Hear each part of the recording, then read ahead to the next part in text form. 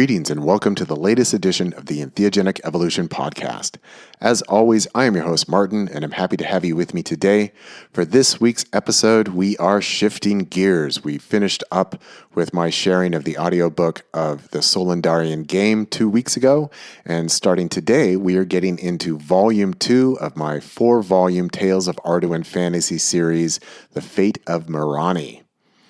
I recorded the audiobook for this particular novel last year, and I've already shared the first 2 chapters here on the podcast when I originally made that audiobook available, but I'm sharing them again here now today because we are starting the story officially, and now until it's all done, I will have The Fate of Miraanni interspersed between interviews, so a new episode will come out every 2 weeks.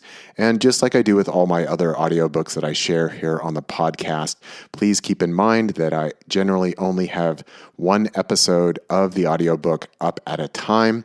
If you miss something or if you want the full audiobook, just head on over to Audible or Amazon or the Apple Bookstore and you can download it there.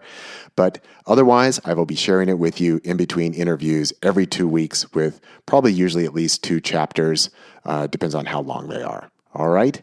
And to get us started with this one, I do have an 8-minute long synopsis of Volume 1, Orobai's Vision, in case you were not listening 4 or 5 years ago when I first shared that on the podcast, or if you haven't read the book or heard the audiobook, it will just briefly bring you up to date with the overall story. But of course, I recommend reading the book, and all 4 books, they all go together.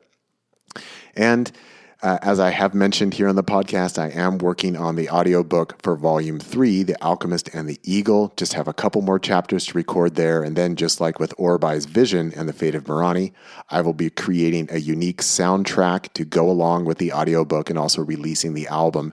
So if you like the music that's here in The Fate of Miraanni audiobook, you can also get The Fate of Miraanni, the soundtrack, which is available on Spotify, Apple Music, Amazon Music, YouTube, and of course at my Bandcamp page, martinball.bandcamp.com, or just my personal webpage, martinball.net, has all my albums available over there as well.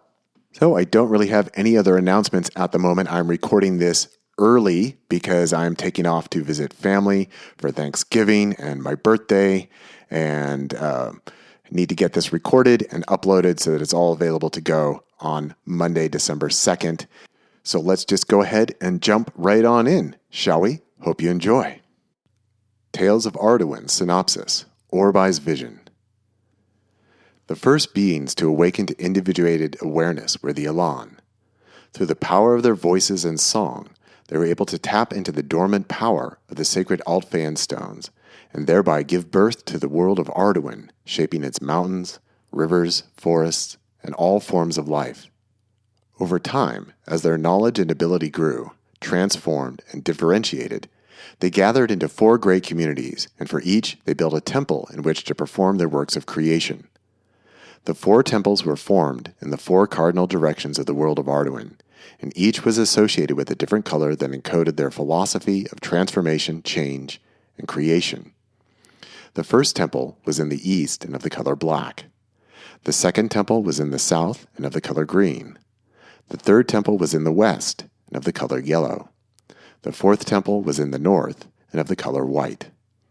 The collection of teachings of their philosophy of creation was known as the Altphaean Aryat, the teachings of the sacred stones. While all living beings in the world of Arduin were created by the Elan, foremost among them were the Arnyar, the great eagles, who served as protectors of Arduin and messengers for the Elan between the different temples. Aside from the Elan, of all the created beings, only the Arnyar had knowledge of the full Altphaean Aryat. When the Elan collectively felt that their work was complete, they chose to move into the other realm of Caranduin, leaving Arduin behind with the Arnyar as its protectors.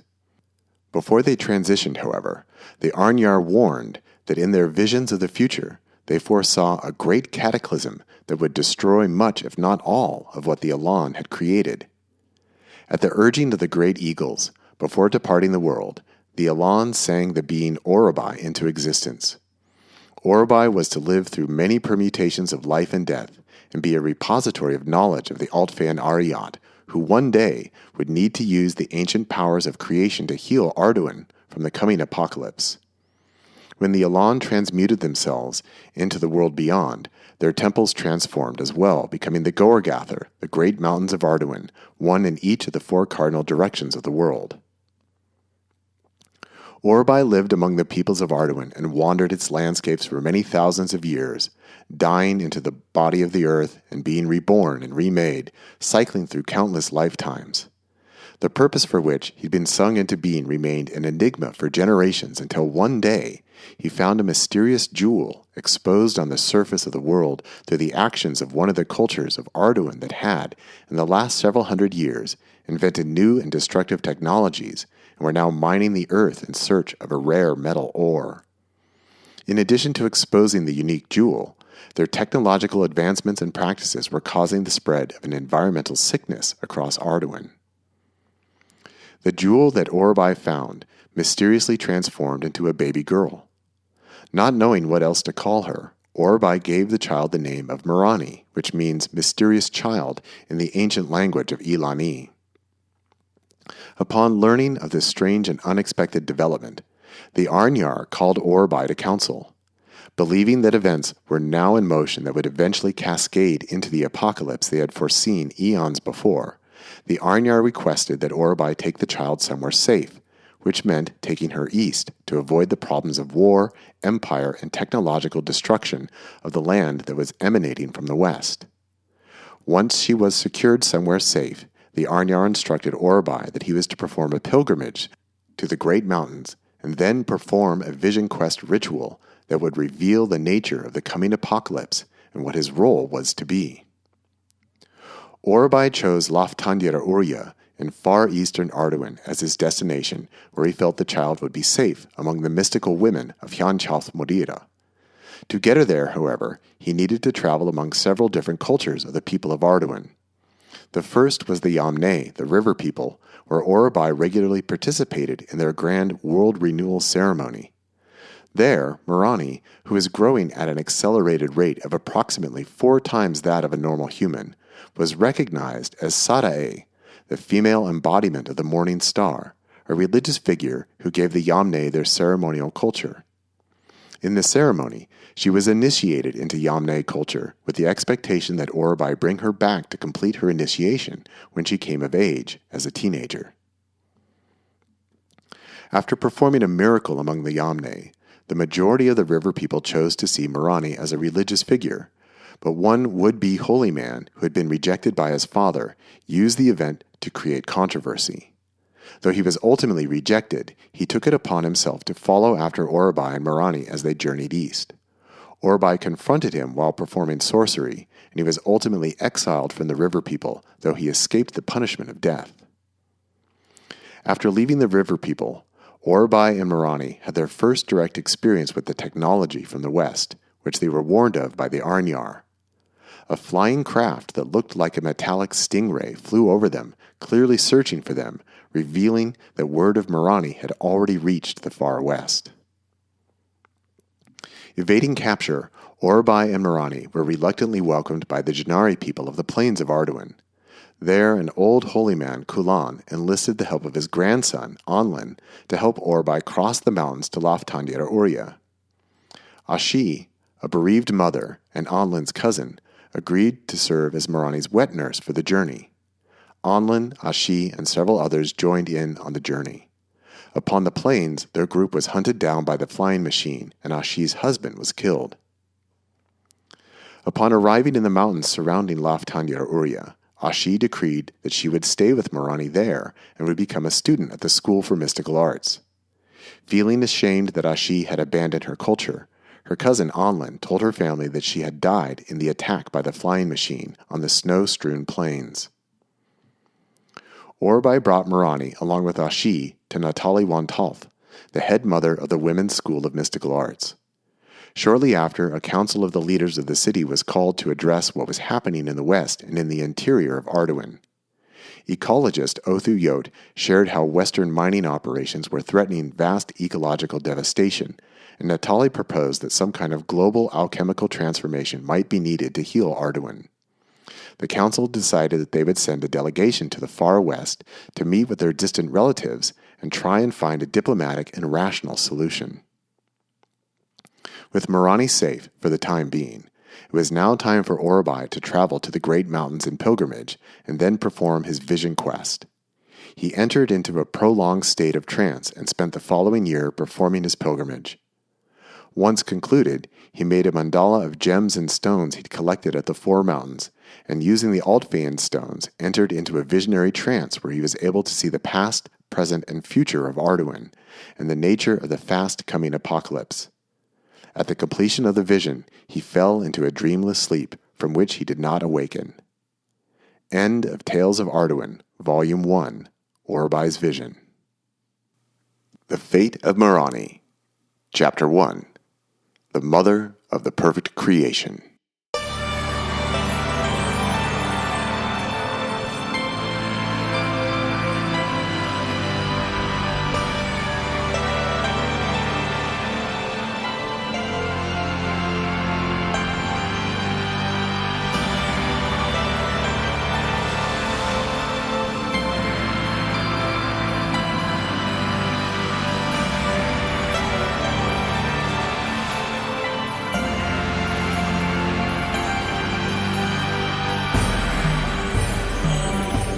No. The sound of Natalie von Talf's decision echoed off the stone walls of the meeting hall, accentuated by the percussive sound of her boots as she paced back and forth in front of the other sisters who had gathered for this crucial meeting. I cannot accept it. There must be another way. "Milady," said one of the other sisters cautiously, fully aware that the head mother was wrought with anxiety over the situation. "We understand your reservations, but something must be done. To date, nothing we have attempted here at Jan Chaltmorira has had any positive effect. Action must be taken, and soon. We do not know how much longer we can keep this from becoming public knowledge, and once that happens—" "That is not going to happen," said Natalie quickly, turning on her heel to face the woman who had just addressed her. "It cannot." "Some knowledge is too dangerous," said another. Indeed, some knowledge is far too dangerous, thought Natalie to herself, as she slipped into her own silent meditation. How long had it been now? No one was sure when it started, not even Natalie, despite her almost daily interaction with the fascinating child, Miraanni. Could she have even known at the beginning, at the Ran Kurshait Ur? Could any of them? Why did she do that? Natalie thought she knew the answer to her poignant question. Because none of us can. She did it because we cannot. It had been only a matter of weeks after Orobai had left on his quest to the Gorgather when the city of Lattandir Uria held the annual celebration and ceremony of the Ran Kurshait Ur. Everyone who mattered had been there at the school, gathered together at the central grounds. All the planning had been completed. All the sisters and their acolytes were prepared and knew their parts. Just before dawn, everyone had come together. The sisters began their ceremonial chanting and performed the highly stylized dances and movements of their guiding philosophy, the Shutai Ku. And then it happened. Everyone had heard it. Everyone had seen it. Miraanni sang. It was a sound that had never been heard by the ears of citizens of the City of the Sun at the far eastern shores of Arduin. Heavenly. That's what everyone had said. The sound had been heavenly. Miraanni, along with the other sisters, had been at the western edge of the central reflecting pool, facing the east to witness the rising of Uria between the mountains of the opening of the bay.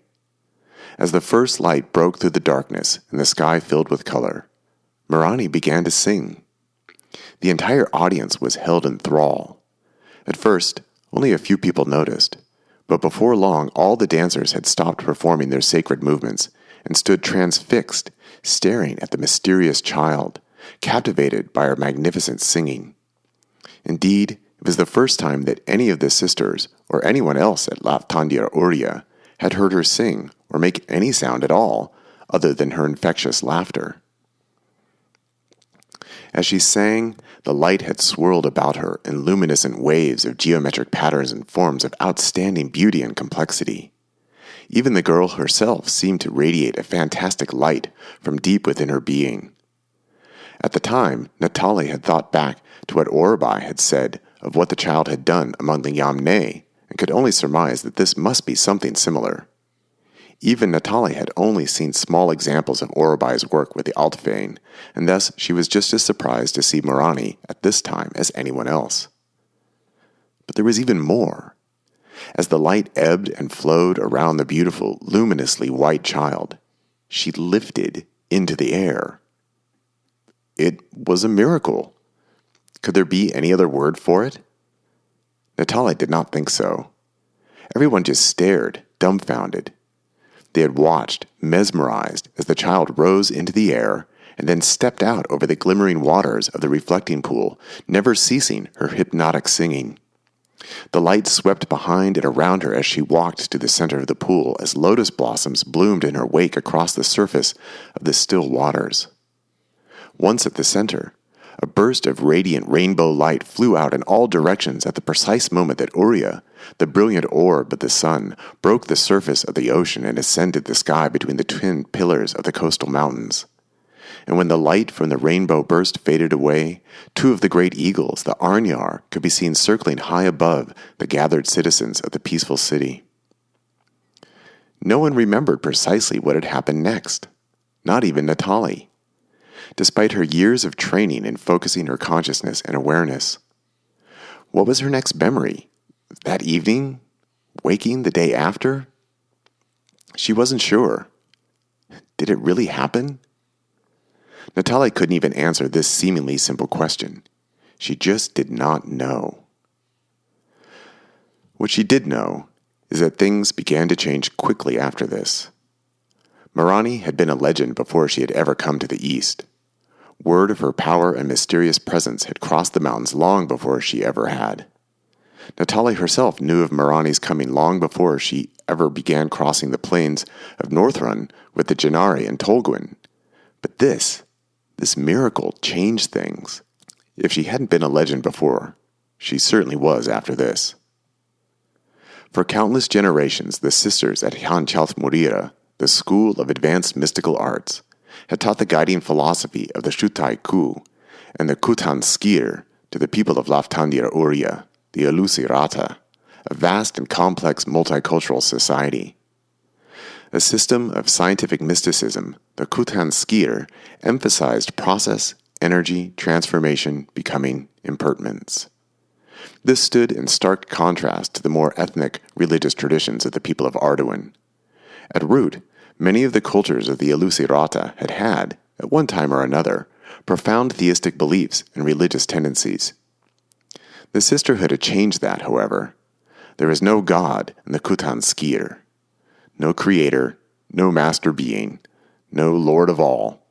There is only power and change, emptiness and form. As the sisters thought of it, they gave the people spirituality without religion, and for them, this was one of the greatest achievements of their civilization. Soon after Miraanni's miracle, perhaps immediately, word on the streets of Laftandir Urya took a step backwards in time, at least as far as the sisterhood was concerned. The small child had reawakened ancient religious feelings. How much of it was a result of fear and anxiety, Natali didn't know, but she suspected that this had much to do with it. The council at Kuraku was perhaps the starting point, if ever there truly is a starting point. Talk of war, security, insecurity, safety, peace, power, all of it was couched in fear. Behind the thin veil of rational thought lay a gnawing fear, and with that, the need for hope. The need for transcendent intervention had perhaps never been more strongly felt by the people of Laftandir Urya. The people found this need fulfilled through Miraanni. There was no denying it. Rumors began to spread among the people of the hopes that Natali herself had expressed about the girl, that she might be able to perform a miraculous act that would ultimately heal the wounds being created in the West. Though Natali had not intended this, the reaction of the people was to look upon Miraanni with salvific hope and dreams of freedom from fear and uncertainty. The people lost their faith in us and put it in her, thought Natali. What did they call her? Wan Lutan, the mother of the perfect creation. Quite a burden for any being to carry, let alone a young girl, even for one as unique as Miraanni. The devotion the people showed for Miraanni could only be described as religious fervor. Natali, along with the other sisters, had all studied the ancient religions, and they knew of the pull that theism could have, but they had never expected to see a revival of such beliefs in Ulusi-Rata society. But such was the only interpretation that they could give to the faith that the people were putting in Miraanni. It was clear that she was thought of as a savior. The people wanted her to free them from the uncertainty of death itself. How could we have let this happen? Though she asked it, Natali knew that the answer to this question was that the sisterhood could have no control over this religious phenomenon. It wasn't that they had let it happen. They had no more control over the girl than they did over the populace. All were free to live and think as they would, and Miraanni, despite being in the charge of the sisterhood, with Orobai's blessing, was no different. She was her own being, and she followed her own will. So she did it because they could not. She made herself into a miracle worker that the sisters could never be, despite all their knowledge and skill. And as a result, faith in the Wan Lutan spread like wildfire.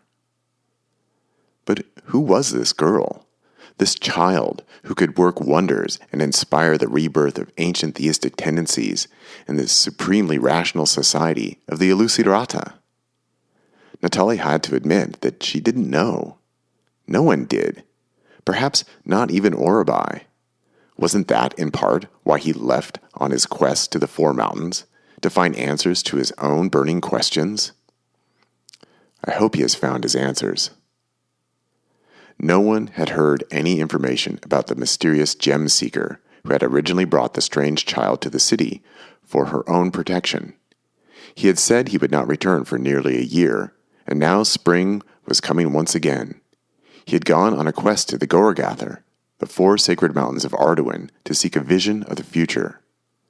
Natali hoped that he would be back soon, but she felt in her heart that this was not to be. He isn't coming. Not now. At first, at the time of Orobai's departure, Miraanni had seemed fine. As she had prior to this, the girls stayed with Ashi, the Janari woman who had accompanied Orobai and Miraanni over the mountains and had lost her husband in the process. Each day the sisters took Miraanni to study her and her abilities. Miraanni had seemed so certain and poised at that time. They never could have guessed what was to come. As time passed, they started to notice subtle changes in Miraanni. The intensity of her being seemed to lessen. The depth of her spirit clouded over, and she was no longer the radiantly clear child she had been. Only the sisters noticed at first, and even then, it was only the most sensitive. One of the first signs came after the miracle at the Ran Kushaita Ur. Miraanni spoke openly for the first time, saying Natali's name. Knowing that the girl could understand her, Natali had asked her of her own identity. "Do you know who you are?" she had asked. Miraanni gave her answer clearly and succinctly. As she had put it, "I am my brother's sister." This had been a burning question for the sisters. Who, exactly, was this strange girl? They had hoped that upon speaking that Miraanni herself might be able to provide them with something of an answer. Instead, they only received confirmation of what they already knew. But at least she had some kind of self-identity and concept. She was her brother's sister. Through this relationship, she knew something of who and what she was. The sisters, Natali included, had thought with the passing of time, given Miraanni's rapid development, which was approximately 4 times that of a normal child, that Miraanni would soon be able to communicate fully all she knew of herself. This was not to be, however. The more time that passed since Orobai's leaving, the less able Miraanni seemed to be able to communicate her thoughts and intentions. Over the following weeks and months, it only became worse. The child, who had previously been magnificently focused in all aspects of her being, became easily distracted, fragmented, and ultimately lost. Miraanni even stopped using a singular pronoun to refer to herself. At some point that no one was quite sure of, all of her self-references made use of a plural pronoun. She was no longer I, but we. The sisters were dumbfounded. They had never seen anything like this before. For all intents and purposes, the child appeared to be insane. It was unacceptable.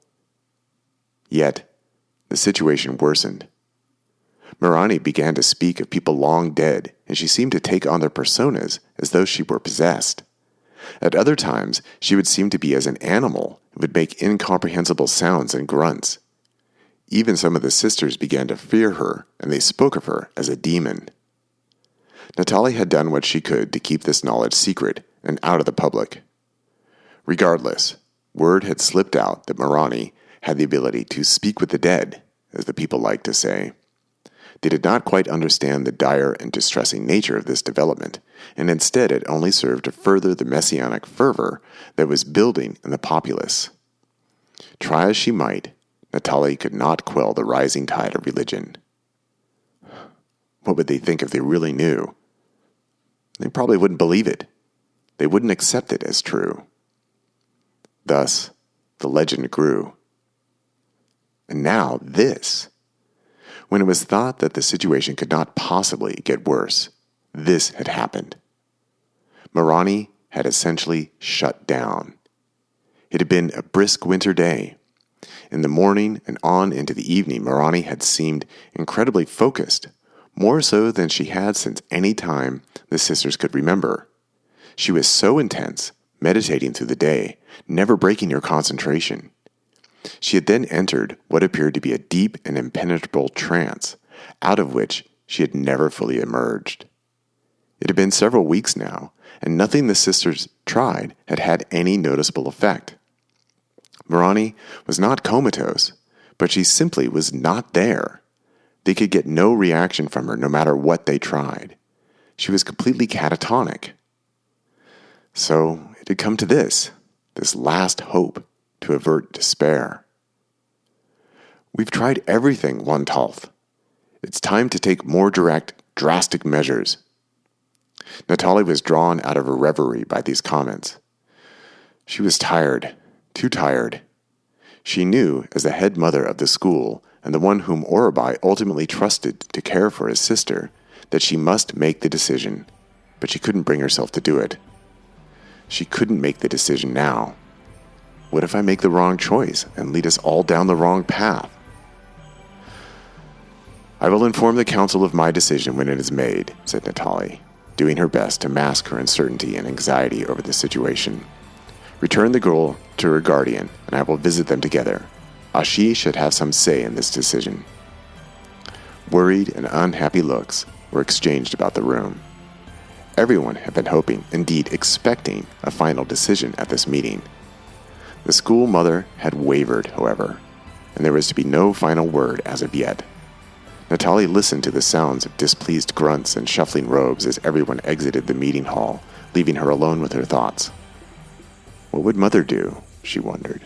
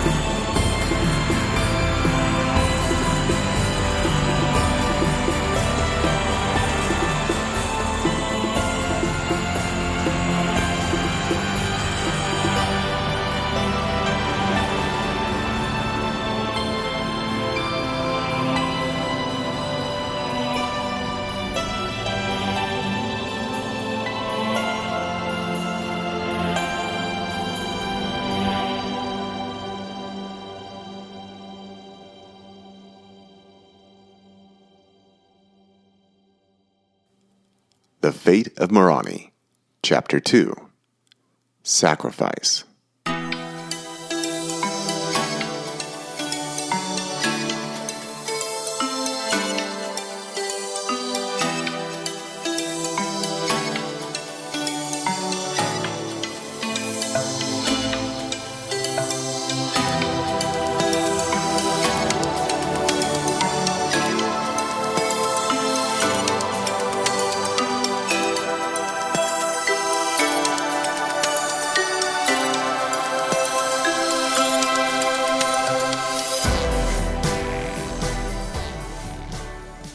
It was a typical day in the center of the city of Laftandia.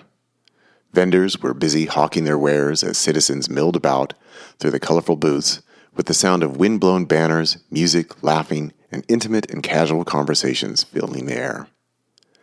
Underneath the veneer of the ordinary was a growing anxiety, however. There was a palpable feeling of anxious expectation that no one could quite define or express openly, yet it was there, and all could feel it. One wouldn't notice such feelings merely through examining the visual scene. Elusi Vrata's society was colorful, and no amount of worry would change that. The Elusi took pride in their appearance, and in the quality of their surroundings, and thus the surface of all that could be seen at the city center was bright, colorful, and appealing to the eye.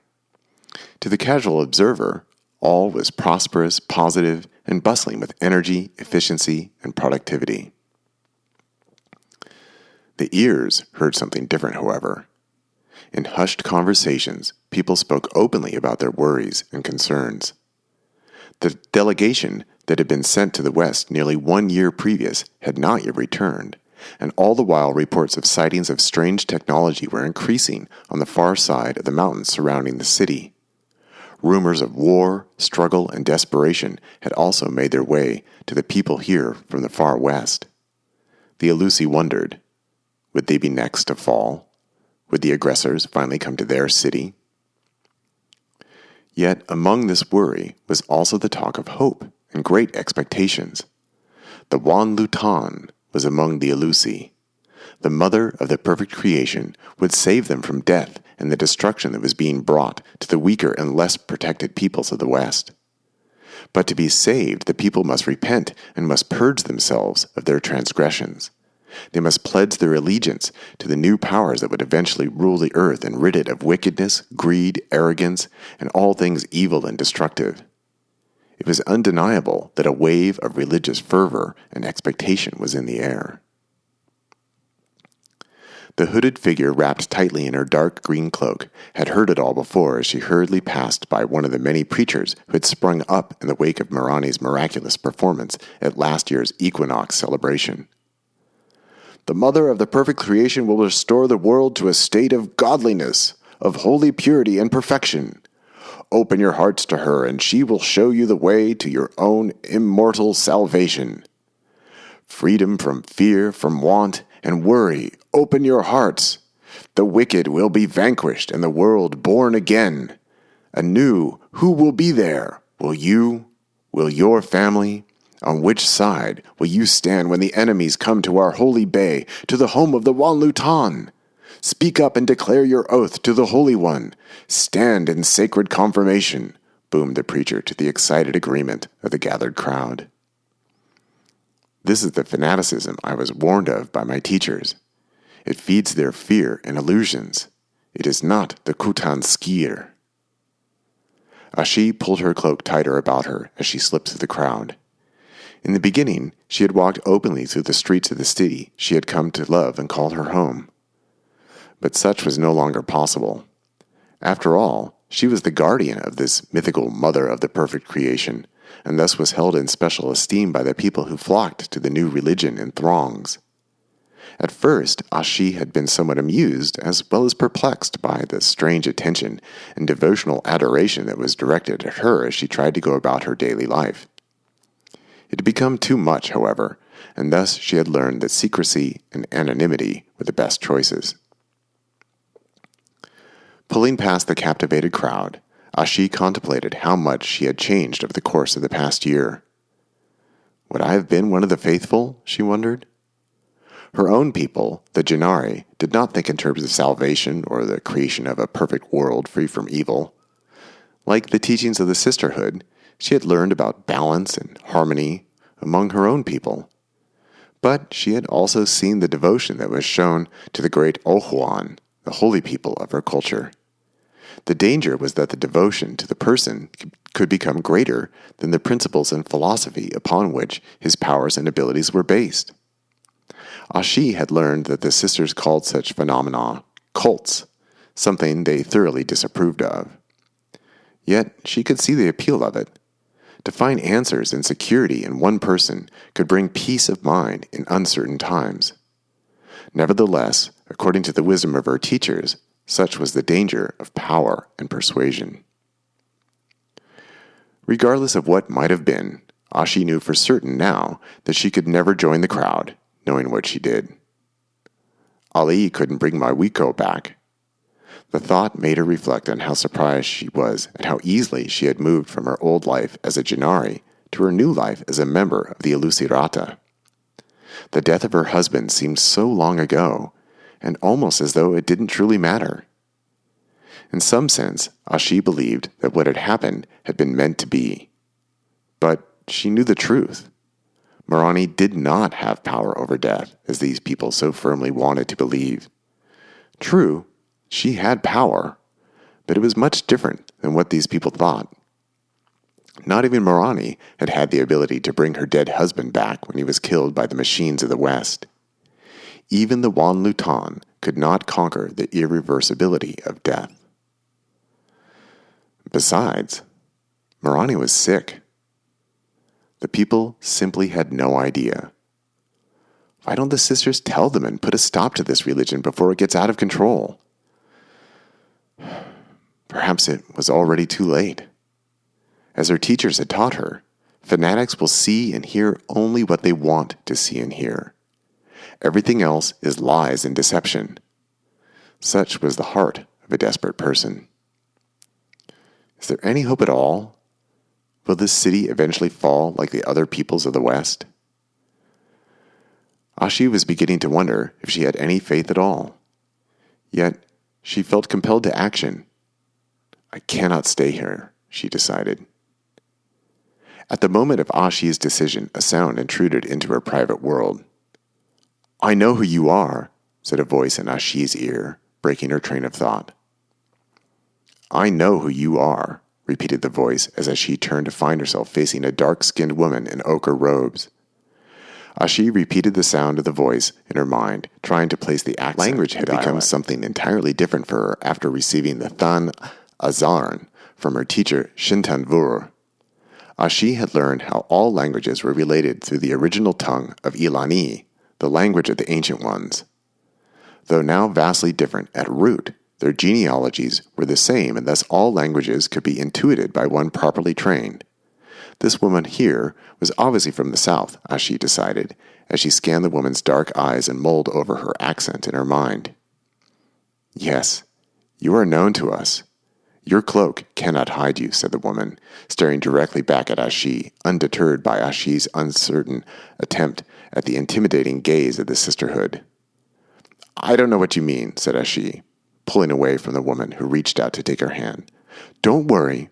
I won't draw any attention to you, but you cannot hide from who you are, said the woman, clasping Ashi's hand tightly in her own, preventing her from slipping away back into anonymity. I'm not what you think I am. Perhaps, but I do not believe that I am incorrect. You are the guardian of the Wan Lutan. You will be her prophet. I've seen you before. I saw you at the council of Kuraku. You cannot hide, said the woman with great conviction. I am Homneth, continued the woman. I am a priestess of the new order of the Wan Lutan and the Holy Tal, and I must speak with you, for you are holy to us. I can't help you. Leave me alone, urged Ashi, trying once more to pull away from the insistent woman. You have nothing to fear from me, said Homneth. I would take your time for but a few moments, please. You don't understand, said Ashi. You may have identified me, but you do not know who I am. You know nothing about me. You see only what you want to see. This may be, but I do know something about you. I know you are Gennari. I know that despite your appearance, you are still Gennari. Because of that, you will leave us." Ashi was stunned. How could this woman know this? Ashi had not spoken with anyone about her private thoughts of late. But it was true. She had been thinking of returning to her people. It was not because she necessarily wanted to leave. On the contrary, she loved Laftandir Uria and being part of the sisterhood of Hyan Chalt Morira. She owed everything about her new life to this place and these people. In truth, she decidedly did not want to leave. Yet, of late, she had felt increasing pressures to do so. Having been instructed by Shintanvur of the Lanish, animal empathy, she had become ever more sensitive to the beings that were so close to her heart, the mighty Wakintunlan, the great bison of the plains upon which her people, the Gennari, depended on for their food, shelter, and spiritual sustenance. Intellectually, she had known that they were becoming weak and sick, dying from diseases caused by the people of the West. Now, however, she could feel it. She could sense it in every aspect of her being, and it pained her enormously. She also knew that she could help if only she could return to her people. The Shutai Ku was powerful, and she could use it to benefit her people, yet she knew the consequences of leaving. There would be no turning back. She had thus dismissed the thoughts as unrealistic, and besides, she could never leave Miraanni. "So you see, I do know something of you," said Homneth. "I am certain by your reaction that I have spoken the truth. Perhaps now you will listen to what I have to say." "Very well," said Ashi, still somewhat reluctantly. "I will hear you, but only for a moment. The sisters would not be happy to find me speaking with you." "Of course," said Homneth in a pleasing tone. "Follow me, and we can speak privately." Ashi agreed and followed the woman into a side alley away from the bustle of the main square. Ashi was relieved to be out of the open, but was still wary of this woman whom she knew nothing about. "Come in," said Homneth, opening a dark red wooden door in the side of a gray stone building. The door opened to a private courtyard with lush green plants and squat trees that were filled with small, brightly colored birds that flitted about, chirping and singing, clearly undisturbed by the presence of the two women. A small stone path wound through the garden and led to an open room across the way with dark woods and low cushions lining the walls. Ashi followed Homneth into the dimly lit room. As her eyes adjusted, she began to make out the familiar images of Alusi's spiritual wall hangings covering the wooden walls. Many of the wall hangings, or skrityal as they were called in Alusi, were known to Ashi, being standard reproductions of common images. Their quality was exceptional, however. They were better than many that Ashi had seen at the school. By the look of things, Ashi judged that this was some kind of meditation hall, or at least had been at some point in time. Given the current state of the room, it seemed to Ashi as though it had gone unused for meditation for some time. There was no fresh incense, no carefully placed altars or fresh flowers. In fact, the room was somewhat stagnant and stale. The meditation cushions were pushed into a corner and piled against the wall. The skrityal were dusty, and despite their quality, were old and tattered, as though they had been simply left to rot. If this was once an active meditation room, it clearly no longer was. Homneth continued on through the room and passed through a sliding paneled door to the left and walked down a short flight of stairs, encouraging Ashi to follow. The room below was dark, causing Ashi to hesitate a moment and question the wisdom of following the strange woman who claimed to be a priestess of this new religion. What did she call it? The Tal? The Order of the Wanlutan? She disregarded her caution, however, and followed as Homneth stood at the bottom of the stairs, staring back up at Ashi expectantly. "Do not fear," said the dark woman. "You have nothing to fear from me. Nothing." She trailed off as she gestured with open arms and upturned hands. Slowly, Ashi descended the stairs, giving her eyes time to adjust to the dim light. There were no windows and no obvious exits, with the exception of the way they had just come. Seeing that her guest was following, Homneth went to the far wall and lit a collection of differently sized candles. Ashi was astounded by what she saw. There, at the far wall, was what was clearly an altar to Miraanni. At the center of the altar hung the most beautiful and intricate skritial Ashi had ever seen. Pictured in the skritial was Miraanni, floating above crystal waters, surrounded by rainbow light with lotus blossoms at her feet and two magnificent arnyar above her head. It's the Ran Kushaita Ur, thought Ashi, easily recognizing the depicted scene. The colors of the sacred wall hanging were so vibrant that the image itself almost appeared to move with the same fluid motion as the light that had surrounded Miraanni on that day nearly a year ago. The detail was exquisite. Ashi thought that it just might be the most well-crafted skritial she had ever seen.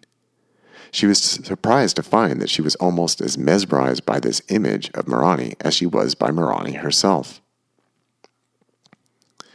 Ashi was so mesmerized that at first she missed some significant aspects of the image. Once the initial awe wore off, Ashi saw that at the bottom corners of the picture were small, yet still magnificently detailed images of what could only be sisters from Hyantjalth Murira. Ashi could not quite put her finger on it, but it seemed apparent to her that the images of the sisters were rendered in such a fashion that the women were clearly impotent. This interpretation was reinforced by the way that Miraanni stood triumphantly over their diminutive figures, forced into a small corner of the image. Opposite the impotent sisters, in the other bottom corner, were images of skeletons and decaying bodies. The effect was gruesome and startling. Is this how they see Miraanni, the victor over both death and the Lantaltha? Ashi's thoughts were pulled away from the sacred image before her and brought back into the room. She then realized that the woman, Homneth, was standing beside her, watching her intently, obviously wanting to read Ashi's reaction to what she was seeing. Ashi could see by Homneth's expression that she had missed something important. She's waiting for me to react, but to what? Ashi turned back to the image to examine it once again. Her eyes skimmed over the surface, glancing at colors, shapes, forms. What does she want me to see? If not the sisters and the dead, then what was so important to Homneth? She's brought me here to see this. Then Ashi saw what Homneth was waiting for. In the top right corner of the image, somewhat hidden due to the lack of bright light in the room, was herself. It was unmistakable. It was Ashi. There she stood, and not alone. On either side were the two wolves, Venruk and Elkil, and above them their companion, Stowarn. We're all here, but how does she know of the wolves and the eagle? Yes, said Homneth as Ashi turned to look at her. So now you see how important you are to us. Ashi said nothing. I made it myself, said Homneth. It's my finest work, don't you agree? She didn't wait for an answer. I've made many others and have many more to make yet. It is a very popular image among the followers of the Wanlutan. What do you call her, Ali? That is a beautiful name. It sounds similar to your name, Ashi. What does that mean in your language? It is the name of a flower that blooms only at night. Here in Laftandir Uria, you call it moonflower, answered Ashi, untruthfully, not wanting this strange woman to know what her name really meant. Ah, yes, beautiful, just like the girl, and just like you. It is only proper that the holy ones be beautiful in name and form. How else will the world be rid of ugliness and evil? I'm sorry, said Ashi, but I don't know what you mean. I am no more holy than you or anyone or anything else. I'm just a woman like you. No, that is where you are wrong, said Homneth, with a conviction that sent a nervous shiver down Ashi's spine. You are not an ordinary woman. I can see that you don't believe this yet, but you will.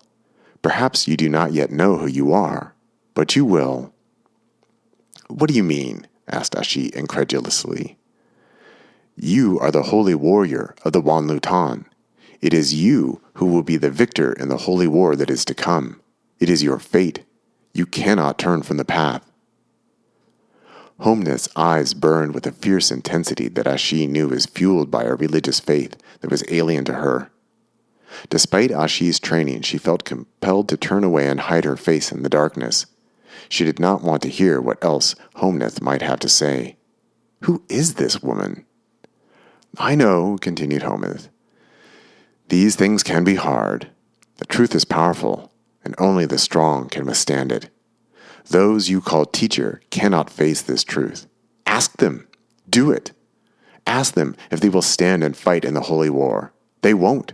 They cannot, said Homneth, working herself into a fevered pitch. I'm sorry, I have to go, said Ashi as she attempted to back away from the crazed woman. Homneth reached out and grabbed her once more with a strength that was surprising even to Ashi's finely trained body. Yet as quickly as Homneth grabbed Ashi, she let her go with a sudden change in her demeanor. No, she said, I am the one who is sorry. I've disturbed you, and for that I should be ashamed. After all, you are the guardian, the holy prophet. Forgive me, your holiness, said a now weeping Homneth. I've got to get out of here. This woman is mad. I know what you must be thinking. I can tell by your face. Forgive me, I've offended you. Look, said Ashi, emboldened now by Homneth's submissive posture, I appreciate that you have strong beliefs, but know that I do not share them. I know, answered Homneth. I was once like you. I was a student too. I too once used the title of Lantush, just like you. I meditated. I practiced the Shutai Ku. It was there that I learned the art of skrityal making. But I failed. I truly was a Lantush, just an ignorant girl. It was a mistake. Someone made a mistake, letting me enter that school. The great Ulanishar herself told me so. I was heartbroken. I wanted so much to be one of them, one of the powerful women. In my disgrace, I began this humble meditation center and made a living making skrityal for wealthy patrons. I thought that even if I couldn't complete my education and training, that I could still practice, still walk that path. My skrityal paintings are the finest, but even here I was a failure in meditation. Ironic, isn't it? I was blessed with the hands and heart of a true artist, but my mind is weak. I had assumed that a great artist would also be a great woman. Perhaps that's what the sisters thought too, but they were as wrong as I was. I see by your face that you feel sorry for me, especially because I know you are such a gifted student. Only 1 year up on the hill with those women, and look how far you've come. But don't feel sorry for me. All that has happened is what was meant to be. All things have their purpose, and were I still a member of that exclusive sisterhood, I would not be here now with you and in possession of the truth.